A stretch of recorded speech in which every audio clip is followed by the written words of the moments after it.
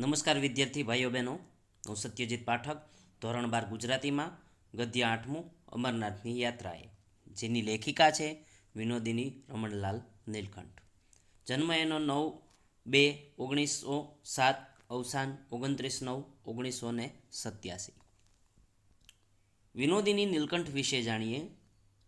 સૌપ્રથમ ગુજરાતી નિબંધ, નવલિકા, નવલકથા તેમજ બાળ સાહિત્યમાં એ અગ્રણી લેખિકા વિનોદિની નીલકંઠનો જન્મ અમદાવાદમાં થયો હતો. પ્રાથમિક, માધ્યમિક તેમજ ઉચ્ચ કેળવણી તેમણે અમદાવાદમાં પ્રાપ્ત કરી. એમણે અમેરિકાની મિશિગન યુનિવર્સિટીમાંથી સમાજશાસ્ત્ર અને શિક્ષણશાસ્ત્ર વિષયો સાથે MA ડિગ્રી છે મેળવી. સામાજિક શૈક્ષણિક સંસ્થાઓમાં ઉમદા સેવાઓ એમણે આપી. એણે રસદ્વાર એ રસાળ શૈલીનો નિબંધ સંગ્રહ તેમજ આરસીની ભીતર, કારપાસી અને બીજી વાતો, દિલ દરિયાવના મોતી, અંગુલીનો સ્પર્શ વગેરે વાર્તા સંગ્રહો પ્રાપ્ત થાય છે. શિશુરંજના, મહેંદીની મંજરી, બાળકોની દુનિયામાં ડોકિયું, સફરચંદ આ બધા એમના બાળ સાહિત્યના નોંધપાત્ર પુસ્તકો છે.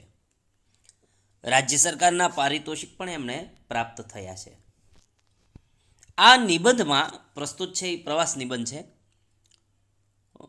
એ વિનોદિની રમણલાલ નીલકંઠનો પ્રવાસ નિબંધ ખૂબ ઉમદા અમરનાથની યાત્રા વિશે એણે સ્વાનુભાવોને વર્ણવ્યા છે. વિનોદિની એ રમણલાલ કરીને ગુજરાતી સાહિત્યના ખૂબ સારા એવા લેખક છે. એમના પનોતા પુત્રી હતા. અહીંયા પ્રવાસ નિબંધ વિશે વધુ માહિતી લઈએ. આ નિબંધમાં પ્રવાસ દરમિયાન થયેલા અનુભવો લેખિકા વર્ણવે છે. ચંદનવાડી શબ્દ ગુજરાતીઓને તથા લેખિકાને પોતાપણું લાગે છે. ઘોડે સવારી કરી રહેલી પહેલગામથી ચંદનવાડીએ જતા પ્રકૃતિની પ્રતિક્ષણ બદલાતી કુદરતી શોભા, તેમાંથી થતો સંગીતનો આભાસ માણે છે. શેષ નદીના બદલાતા વિવિધ સ્વરૂપોનું સૌંદર્ય વરસાદમાં પલળીને પણ માણે છે. અને કુદરતના આ ન્યારા રૂપ જોઈ પાછા પહેલગામ આવી પલંગમાં સૂવાનું સુખદ લાગે છે. એ વાતને અંતે જીવનના ચિંતન સાથે અહીં સાંકળી છે. હવે પાઠની અંદર જોઈએ. કાશ્મીરમાં પહલગામથી અમરનાથની યાત્રાએ જતાં સૌથી પહેલો પડાવ ચંદનવાડી આગળ કરવો પડે છે. અમરનાથ જવા માટે અષાઢ કે શ્રાવણ માસ અનુકૂળ રહે છે. પરીક્ષામાં પૂછાય છે એક માર્કમાં કે અમરનાથ જવા માટે કયા માસ છે એ અનુકૂળ રહે છે, તો અષાઢ કે શ્રાવણ. એનું કારણ શું? તો કે કારણ કે ત્યાં સુધી બરફના ડુંગરાઓ ઓળંગી શકાતા નથી. અમે તો વૈશાખ મહિનામાં પહેલગામ ગયા હતા. લેખિકા ક્યારે ગયા? તો કે વૈશાખ મહિનામાં. અષાઢ કે શ્રાવણ તો શું, પણ અમે તો ઉતરતા જેઠ મહિના સુધી પણ ત્યાં રોકાઈ શકીએ એમ નહોતું. તેથી ચંદનવાડી સુધી જઈ સંતોષ માન્યા વગર છૂટકો જ નહોતો. ચંદનવાડી અમરનાથ જતા રસ્તામાં આવતું એક સ્થળ છે. નહીં મામા કરતા કહેણા મામા શું ખોટા, એ ન્યાયને અમે અનુસર્યા. ગુજરાતી કહેવત છે આ, નહીં મામા કરતા કહેણો મામો શું ખોટો. એનો મતલબ એમ થાય કે મામો ન હોય એની કરતાં કહેવા પૂરતા મામા હોય તો એ શું ખોટા એમ. એટલે કોઈ વસ્તુ સાવ ન મળે એની કરતાં થોડી પણ મળે તો એ લેવામાં અથવા તો એને પામવામાં શું ખોટું છે એમ. કાશ્મીર ગયેલા ગુજરાતી લોકો વેરીનાગ, સોનમર્ગ, ટુલિયન તળાવ જેવા અત્યંત મનોહર સ્થળો જવાનું આળસ કરે છે. પણ દરેક ગુજરાતી ચંદનવાડી તો અચૂક જાય જ છે. તેનું કારણ શું હોઈ શકે? તેનો વિચાર કરતાં મને લાગે છે કે સ્થળનું નામ ગુજરાતીઓને ઘણું ઘરવટભર્યું લાગતું હશે. ગુલમર્ગ, ખિલમર્ગ, ચશ્મેશાહી, તખ્તે સુલેમાન, અગર અચબલ કે ગધેરબલ જેવા નામ પારકા અને પરાયા પર પરીક્ષામાં પૂછાઈ શકે એક માર્કમાં કે કયા નામો છે ગુજરાતી લોકોને પારકા પરાયા લાગતા હોય, તો ઉપરોક્ત નામો આપણે જણાવી શકીએ. હવે આગળ જોઈએ. પણ ગુજરાતી લોકો બાળ, વૃદ્ધ, જુવાન, સ્ત્રી અને પુરુષોના ટોળે ટોળા ચંદનવાડી જેવા માટે પહેલગામથી ઘોડા ઉપર ફલાંગ લગાવીને એ સવાર બને છે. એ વાત તો સાચી જ છે. હવે અહીંયા લેખિકા કહે છે કે ભાઈ દરેક લોકો છે એ ચંદનવાડી જવા માટે પછી એ બાળક હોય, વૃદ્ધ હોય કે જુવાન હોય કે સ્ત્રી હોય, બધા ઘોડા ઉપર ફલાંગ લગાવીને એટલે કે કૂદગો મારીને ચડવું ઘોડા પર, એને ફલાંગ લગાવી કહેવાય. તો એ બધા ચંદનવાડી જોવા તૈયાર થાય જ છે. અહીંયા લેખિકા પોતાની દીકરીનું નામ દે છે કે મારી રંજના, એની દીકરીનું નામ છે. બહુ નાની હોવાથી અને રસ્તે હજી ઘણો બરફ ખડકાયેલો અને કેટલેક સ્થળે માર્ગ જરા વિકટ હોવાનું સાંભળ્યાથી અમે ચંદનવાડી લઈ જવી નહોતી. તેથી અમારા બેમાંથી એકે તો એની પાસે રહેવું જ પડે. અમારા બેમાંથી એટલે લેખિકા અને એના પતિ, બેમાંથી એકે. થોડા દિવસ પહેલાં કોલાહી ગ્લેશિયર ગયા ત્યારે રંજનાને ખાતર મેં છેલ્લી મજલ જતી કરી હતી. તેથી આ વખતે મારા પતિએ મને જઈ આવવાનો આગ્રહ કર્યો. બંને પુત્રો ચંદનવાડી જવા અધીરા બની રહેલા. આગલી સાંજે ઘોડા પસંદ કરી લીધા. અમે ત્રણેય ઘોડે સવારીની આવડતવાળા, તેથી સરસ પાણીદાર ઘોડા લઈ આવ્યા. પાણીદાર ઘોડા એટલે ખૂબ તેજસ્વી, બરાબર, તેજદાર, ચાલવામાં સારા. હોટેલ વ્યવસ્થાપકને અમારા બપોરી ખાણાનું ભાથું બાંધી આપવા વર્દી આપી દીધી હતી. બપોરી ખાનું એટલે કે રસ્તામાં સવારના વહેલા નીકળી જાય, બપોરના જ્યાં જમવાનું હોય ત્યાં સાથે ડબ્બામાં કે ટિફિનમાં ખાવાનું સાથે લઈ જાય, એને ભાથું બાંધ્યું કહેવાય બપોરી ખાણાનું. અને સાથે સાથે એણે એમ કીધું છે કે વર્દી આપી દીધી હતી, એટલે એને સૂચના આપી દીધી હતી પહેલેથી. આવા પ્રસંગે ભૂખ વધારે લાગે, હોટલવાળા હંમેશા ઓછું ખાવાનું બાંધી આપે છે એવો અનુભવ હોવાથી અમે સમી સાંજે પહેલગામ હલવાઈને થોડું ઘણું ખટવ્યા એટલે વધારે કમાણી કરાવી, બરાબર. હલવાઈ એટલે કે આ મીઠાઈવાળા અને ફરસાણવાળાને.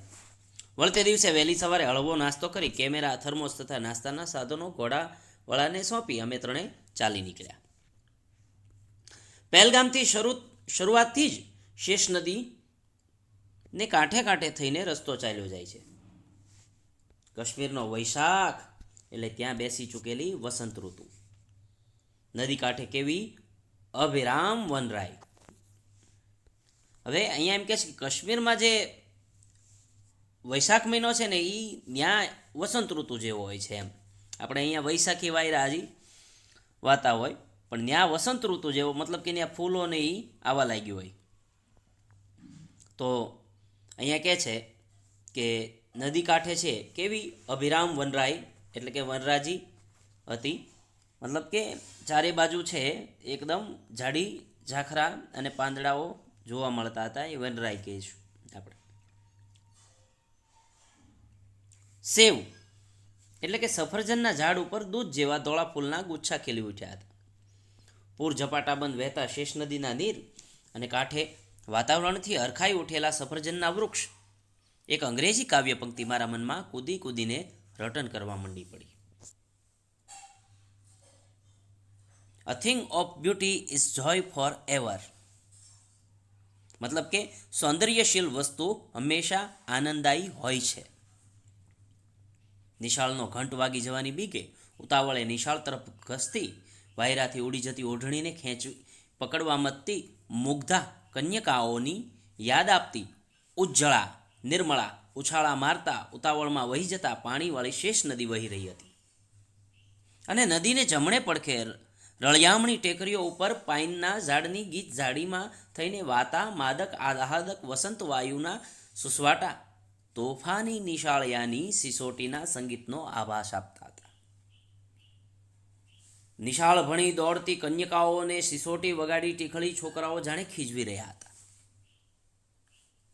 હવે અહીંયા મુગ્ધા કીધું, શબ્દ સમૂહમાં ખાસ આ શબ્દ છે એ પૂછાતો હોય છે કે મુગ્ધા શબ્દ છે એની શબ્દ સમૂહ આવો કંઈક થશે કે જેને જોવાની તરત ફૂટી હોય તેવી સ્ત્રી, એને મુગ્ધા કહેશું. બીજો એક કન્યકા શબ્દ વાપર્યો છે અહીંયા સાથે સાથે. તો કન્યકા એટલે શું? તો એના માટે નાની કન્યા કે છોકરીને કન્યકા કહેશું આપણે. હવે આગળ જોઈએ, આગળના ફકરામાં બુલબુલ, રાજા અને નિશાંત એવા અમારા ઘોડાના નામ હતા, બરાબર. આ નામો પણ ખાસ યાદ રાખવા જેવા. બુલબુલ, રાજા અને નિશાંત છે એ ઘોડાના નામો છે, જેની ઉપર લેખિકા અને એના બંને પુત્રો છે એ સવારી કરી રહ્યા છે ચંદનવાડી સુધી પહેલગામથી. તે પહાડી ઘોડા શી કાળજીથી કેવા જતનપૂર્વક અમને ચંદનવાડી તરફ લઈ જતા હતા.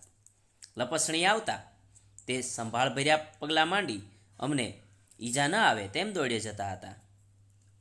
લપસણી એટલે અહીંયા લપસાય એવી જગ્યા, ઢાળવાળી જગ્યા. એવો સમય આવે ત્યારે આ ઘોડાઓ ખૂબ કાળજીપૂર્વક ચાલતા હતા, દોડતા હતા. એમ પહોળો માર્ગ આવતા ત્રણેય ઘોડા એક હરોળમાં ચાલી શકાતા, અને વળી સાંકડી કડી આવે ત્યારે અમે ત્રણે એક પાછળ એક એમ ચાલી માર્ગ કાપતા હતા. ત્યાં અમારા જેવી જે માતા તથા 2 પુત્રોની ત્રિપુટીનો ભેગો થઈ ગયો. તે હતા શ્રીમતી હઠી કૃષ્ણાસિંહ તથા તેમના 2 પુત્રો. સોહામણા કાશ્મીરનો સૂર્યોદયનો તે અવિરામ સમય હતો. હવામાં તાજગીથી ભરપૂર હતી અને આખી કુદરત વસંત અવતારથી ઘેલી બની અને આનંદમગ્ન હતી. અમે 3 પણ તે જ વાતાવરણથી મસ્ત બની હસતા, ગીત ગાતા, વાતો કરતા, સંસ્કૃત કવિઓના વસંત ઋતુના, હિમાલયના તથા નદીઓના વર્ણનાત્મક શ્લોકોના ઉચ્ચાર કરતા ચંદનવાડી તરફ ઘોડા દોડાવી રહ્યા હતા. માર્ગમાં દરેક ક્ષણે કુદરત પોતાનું સ્વરૂપ બદલતી હતી અને તેમાંથી કયું શ્રેષ્ઠ તે નક્કી કરવા અમે સાવ અસમર્થ બની જતા હતા. એકાદ વિખ્યાત ચિત્રકારના સુંદર ચિત્રોની ભરપૂર કોઈ ચિત્ર સંસ્થાનમાં જઈએ અને ત્યાં જ જઈ આ ચિત્ર જોયું, અરે આ તો એનાથી પણ વધારે સરસ છે, એમ આપણે એકબીજાને કહીએ તેવું જ અહીં બનતું હતું. મતલબ કે ક્ષણે ક્ષણે જેમ જેમ એ લોકો આગળ વધી રહ્યા હતા ત્યારે ચંદનવાડી જતા તરફ રસ્તામાં એક પછી એક નયનરમ્ય દ્રશ્યો છે એ આવી રહ્યા હતા. એટલે એક જોઈએ અને બીજું ભૂલીએ એવી સ્થિતિ અહીંયા લેખિકા અને એના બંને પુત્રોની થઈ રહી હતી એવું એ કહે છે. આગળ જોઈએ. રસ્તે ચાલતા ઝાડ, ફૂલ, વનપંખીઓના નામ જાણવાની તક મળતી ન હતી, પણ ખરું પૂછો તો તે નામ જાણવાની અમારી તૃપ્તિમાં ઉણપ પણ આવતી ન હતી. ખળખળાટ વહી જતા શેષ નદીના પોતાનું પાણી ઠાલવતા વહેલા તેમજ અહીંયાનો ઉલ્લાસ સંગીત દ્વારા વ્યક્ત કરતા નાના શા ઝરણા અમારા માર્ગમાં વારંવાર આવતા હતા. અહીંયા કહે છે કે ઉછાળા મારતા ઝરણાઓ છે એ એકદમ વારંવાર છે આ રસ્તામાં એ આવી જતા હતા એમના, બરાબર.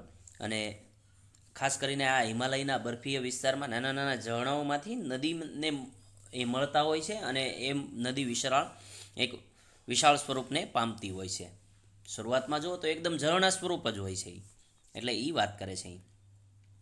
પાણી પીવાના બહાને અમારા પહાડી ઘોડા પણ પળવાર ઠમકીને એટલે કે અહીં ઠમકાતી ચાલવી. ઠમકવું એટલે અહીંયા થોડીક વાર ઊભા રહી અને ચાલતા ચાલતા થોડુંક ઊભા રહેવું એમ. આ હિમસુતાનું સૌંદર્યપાન કરી લેતા હતા. હિમસુતા શબ્દ એટલા માટે વાપર્યો છે, હિમ એટલે હિમાલય અને સુતા એટલે પુત્રી, બરાબર. તો જે નદી છે એ પર્વતની પુત્રી કહેવાય છે, એટલે એને હિમસુતા પણ કહી શકાય છે. આગળ જતાં અમારો માર્ગ એકદમ ઊંચાણમાં આવી ગયો અને શેષ નદી દૂર નીચે રહી ગઈ.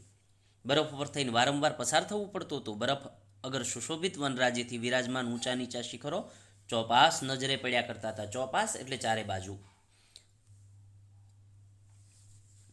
ત્યાં અમે એકાએક આ કેવું દ્રશ્ય નજરે ચડ્યું, તાજુબ બનીને, એકદમ આશ્ચર્યચકિત થઈને, બરાબર. તો અચાનક એવું દ્રશ્ય ચડ્યું કે જાણે સંકેત કરી ન મૂક્યો હોય તેમ અમે ત્રણેય એકી સામટા ઘોડા થંભાવીને ઊભા રહી ગયા. ઊંચા પહાડ ઉપરની વાંકી ચૂકી સાંકડી પગદંડી ઉપરથી અમારો માર્ગ ચાલ્યો જતો હતો. નીચે ઊંડાણમાં ખડકો ઉપરથી કૂદકા મારતી, કોઈ વાર વધુ ઊંચેથી ભૂસકા મારતી, ઉતાવળે દોડતી, નાચતી, ગાતી અને હસ્તી ઉન્માદિની તરંગવતી શેષ નદી જાણે મુગ્ધત્વ અને યૌવનની અધવચ્ચે ઊભેલી વનની મધુશ્રી જેવી ભાસતી હતી. હવે અહીંયા શેષ નદીના માટે ઘણા બધા છે એ વિશેષણો વાપર્યા છે. મુગ્ધત્વ અને યૌવનની વચ્ચે, અધવચ્ચે ઊભેલી. મુગ્ધત્વ, બરાબર, મોહકતા, અને યૌવનની અધવચ્ચે, યુવાની, બરાબર, એની અધવચ્ચે ઊભેલી અને એકદમ એ અજબ નવાઈ પથરાવતી હતી આ લોકોને.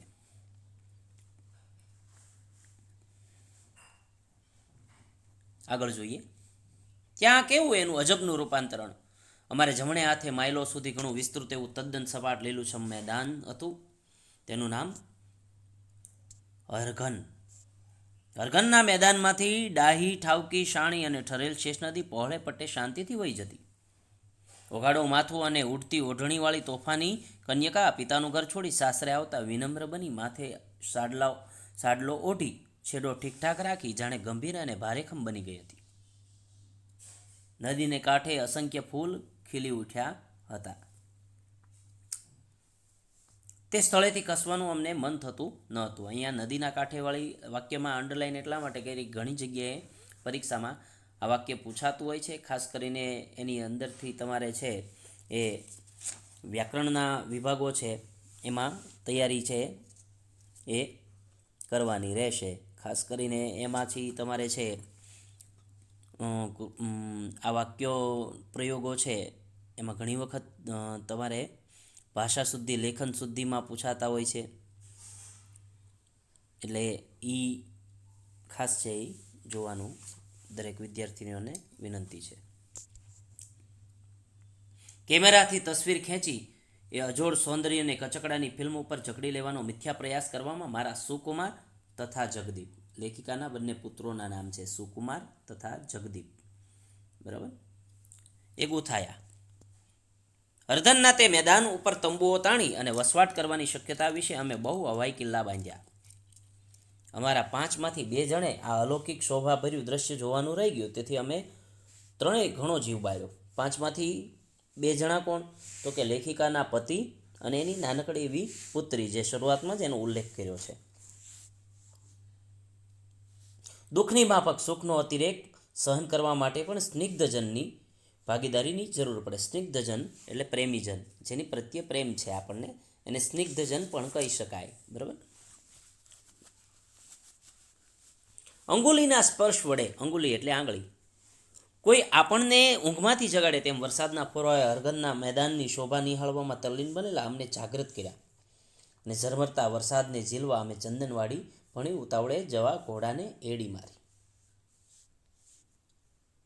ચંદનવાડી આગળ શેષ નદી બહુ ઘાંટીલો વળાંક લે છે. ત્યાં નદી તટે અમરનાથના જાત્રાળુઓ માટે છાપરા બાંધેલા છે. થોડા ચા ઘર પણ નજરે પડે છે. ચંદનવાડીના છેક પાછલા ભાગમાં બરફનો પુલ છે. પર્વતની ઉપરથી જામી ગયેલી બરફની અંદર કુદરતી ગોળાકાર બાકોરું એટલે કે જગ્યા, છિદ્ર જેને કહેશું, એ પાડી ચંદનવાડી તરફ નદી વહેતી આવે છે. ઉનાળો ઉગ્ર બનતા આ બરફનો પુલ કદાચ ઓગળી જતો હશે. નદીના કાંઠા ઉપર એક શાંત એકાંત સ્થળ પસંદ કરીને અમે ત્રણેય ત્યાં બેઠા. ભાથામાં આણેલી ગરમ વાનગીઓ ઠંડી પડી ગઈ હતી અને ઠંડી વાનગીઓ ગરમ બની ગઈ હતી. અને કેટલીક વાનગીઓનું સ્વરૂપ તો એવું બદલાઈ ગયું હતું કે તે કઈ ચીજ છે તે પારખવું યોગ બળથી જ કદાચ શક્ય બને. દરરોજ ભાવ્યોની ચિકાસ કરનારા બંને છોકરાઓ તે દિવસે તાજી હવામાં ઘોડાદોડની લાંબી મજલ એટલે રસ્તો થવાથી તે વિચિત્ર અને નામ ન આપી શકાય એવું ભોજન આનંદથી આરોગી ગયા, એટલે ખાઈ ગયા. વળી પાછો વરસાદ થયો. કોણ જાણે ક્યાંથી કાળા ભમ્મર જેવા વાદળા દડબડ દોડતા આવી આકાશના ગુંબજમાં પથરાઈ. આકાશનો ગુંબજ એટલે આકાશનો ઉપરનો ભાગ, જેને ગુંબજ અહીં કીધો છે. અને વરસાદ તૂટી પડ્યો. સપાટા બંધ પાછા જ જઈએ તો સાંકડા વહેળા એ પહોળા અને વેગથી વહેતા બની જાય તો એ ઓળંગવા અઘરા પડી જાય છે. વળી પહાડના ઉભડક ઢોળાવમાંથી કોરી કાઢેલી પગથિયો સાંકડી અને લપસણી બની જાય તો ઘોડાના પગ સરી જવાનો પણ સંભવ તો ખરો જ. એટલે પહેલગામ પાછા પહોંચી જવાની મને અધીરાઈ થઈ. ઘર ભણી જવાનું હોવાથી બુલબુલ રાજા તથા નિશાંત પણ ઝડપભેર દોડવા રાજી હતા. વરસાદમાં પલળવાની અમને તો મજા આવી હતી, માત્ર અમારા કેમેરામાં પાણી ન બેસે તેની અમને ચિંતા હતી. જેને અમે ઝરણાને સ્વરૂપે જોયા હતા. જતી વખતે જેને ઝરણા સ્વરૂપે જોયા હતા તે થોડા કલાકમાં ઘસમસથી વહેતી નદીઓના રૂપમાં પલટાઈ ગયા હતા. અરઘનનું પથરાયેલું વિશાળ મેદાન પણ રૂપ પલટો કરી બેઠું હતું. અને આ વખતે અમે શેષ નદીના પ્રવાહની સાથે સાથે જતા હતા અને વરસાદ જેવો સમાન ધર્મ ભેરું એટલે મિત્ર એ મળી જવાથી શેષ નદી જાણે ધૂ ઉલ્લાસવંતી, ઉલ્લાસવંતી એટલે હર્ષથી પ્રફુલ્લિત થઈ ગઈ એવી બની ગઈ હતી. આ પણ વાક્ય મહત્વનું છે કે મારતે ઘોડે ધોધમાર વરસતે વરસાદે અમે પહેલગામ પહોંચ્યા ત્યારે અમારા શરીર પર એક તસ્સુ જગા, તસ્સુ શબ્દનો અર્થ થાય ઇંચ જેટલો માપ, બરાબર. તો એક તસ્સુ જગા પણ કોરી રહી ન હતી. નવી જગ્યાએ જોવામાં કુદરતના ન્યારા રૂપ ભાળવાના ઉમંગમાં થાક નહોતો લાગ્યો. પણ પહેલગામ આવ્યા પછી કપડાં બદલી ગરમા ગરમ કોફી પીને ઓઢી પોઢીને પલંગમાં સૂઈ જવાનું બહુ સુખદ લાગ્યું. જીવનનો પણ એ જ પ્રકારનો અંત છે ને? આવો પ્રશ્નાર્થ લેખિકાએ અહીં મૂક્યો છે કે જીવનના અંતને પણ અહીંથી એવો દર્શાવ્યો છે. અહીંયા કેટલાક શબ્દ સમજૂતી છે. મનોહર એટલે મનમોહક, ચશ્મેશાહી સ્થળનું નામ છે, અચલાલ એ પણ સ્થળનું નામ, અભિરામ એટલે આનંદમય, મધુશ્રી એટલે મધુર સુંદર સ્ત્રી એ પણ શબ્દ સમૂહમાં ખાસ છે, એ ધ્યાનમાં લેવું. યોગ બળથી એટલે યોગ શક્તિથી, કરવટ એટલે ઘર જેવા સંબંધ, તસ્તે સુલેમાન, ગધીરબલ આ બધા સ્થળના નામ છે. હિમસુતા હિમાલયમાંથી નીકળતી નદી મેં પહેલાં જ કીધું. ગુંબજ એટલે ઘુમ્મટ ઉપરનો ભાગ, આકાશનો અહીંયા વાત થઈ છે. એ ઉપરાંત અહીંયા રૂઢિપ્રયોગમાં હવાઈ કિલ્લા બાંધવા, મોટી મોટી વાતો કરવી પણ કીધું છે. હવે પાઠના પ્રશ્નોની વાત કરીએ એમાં. તો અમરનાથની યાત્રા ક્યાં સમયમાં સરળ પડે છે? આપણે પ્રશ્ન અગાઉ કીધેલો છે. કાશ્મીરના કયા કયા મનોહર સ્થળો જોવાલાયક છે? તો એમાં પણ વાત કરી છે કે શરૂઆતમાં જે સ્થળોના નામ આપ્યા છે એ ખાસ તૈયાર કરવાના. કયા નામો લેખિકાને પરાયા લાગે છે કીધેલું છે. 2-3 વાક્યમાં ઉત્તરમાં 2 માર્કમાં પૂછાય છે આ. અમરનાથ યાત્રામાં કયા સુંદર સ્થળોનું દર્શન થાય છે એ પણ 2 માર્કમાં પૂછાય છે, એટલે ખાસ તૈયાર કરવો. આ ઉપરાંત અહીંયા કીધું છે કે અમરનાથ યાત્રા કઠિન છે એવું શાથી કહી શકાય? તો એ 4 માર્કમાં પૂછાતો પ્રશ્ન છે, ખાસ તૈયાર કરવાનો. તો ઉપરોક્ત પ્રશ્નો છે એનો સ્વાધ્યાય દરેક ભાઈઓ બહેનોએ સારી રીતે તૈયાર કરવો. અહીં હું મારા લેક્ચરને વિરામ આપું છું. હું સત્યજીત પાઠક વળી પાછો આપણે ફરી મળશું. ત્યાં સુધી બધાને આવજો.